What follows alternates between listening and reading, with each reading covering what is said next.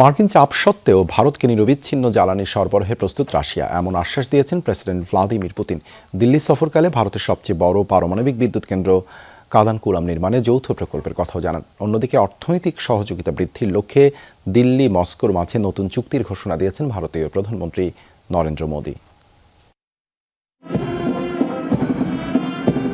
Russia থেকে জ্বালানি ক্রয় বন্ধে চাপ প্রয়োগে ভারতের ওপর মার্কিন শুল্কের খড়গ ঘিরে যখন উত্তেজনা চলছে, তখন রাশিয়ার প্রেসিডেন্ট ভ্লাদিমির পুতিনের ভারত সফর।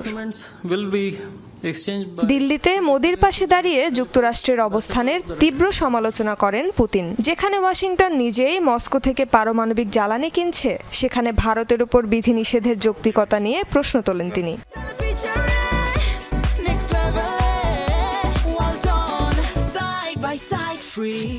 দিল্লির সংকটময় মুহূর্তে জ্বালানি ইস্যুতে পাশে দাঁড়ানোর ঘোষণা দেন রুশ প্রেসিডেন্ট। জ্বালানি খাতে আমাদের অংশীদারিত্ব সফলভাবে এগোচ্ছে। রাশিয়া একটি নির্ভরযোগ্য জ্বালানি সরবরাহকারী এবং ভারতের শক্তি খাতের উন্নয়নের জন্য প্রয়োজনীয় সবকিছুর উৎস। দ্রুত বর্ধনশীল ভারতীয় অর্থনীতির জন্য নির্বিচ্ছিন্ন জ্বালানি সরবরাহ নিশ্চিত করতে প্রস্তুত আমরা।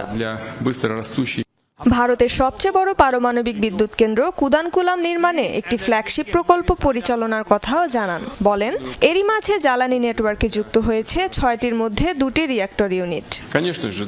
আমাদের দ্বিপাক্ষিক সহযোগিতা শুধু জ্বালানি সরবরাহেই সীমাবদ্ধ নয়। ভারতের সবচেয়ে বড় পারমাণবিক বিদ্যুৎ কেন্দ্র কুদানকুলাম নির্মাণের একটি গুরুত্বপূর্ণ প্রকল্প এগিয়ে চলেছে। সৌহার্দ্য আর দ্বিপাক্ষিক সম্পর্ক উন্নয়নের কথা বলেছেন ভারতের প্রধানমন্ত্রীও। 2030 সাল পর্যন্ত ভারত ও রাশিয়ার মধ্যে অর্থনৈতিক সহযোগিতা বৃদ্ধির লক্ষ্যে চুক্তির ঘোষণাও দেন নরেন্দ্র মোদী। অর্থনৈতিক সহযোগিতাকে নতুন উচ্চতায় নিতে আজ আমরা 2030 সাল পর্যন্ত একটি ইকোনমিক কোঅপারেশন প্রোগ্রামে সম্মত হয়েছি। এটি আমাদের বাণিজ্য এবং বিনিয়োগকে বৈচিত্র্যময়, সুষম ও স্থিতিশীল করবে। দুদিনের ভারত সফর শেষে শুক্রবার রাতে রাশিয়ার উদ্দেশ্যে রওনা দেন রুশ প্রেসিডেন্ট। রেজওয়ানা সায়মা, যমুনা নিউজ।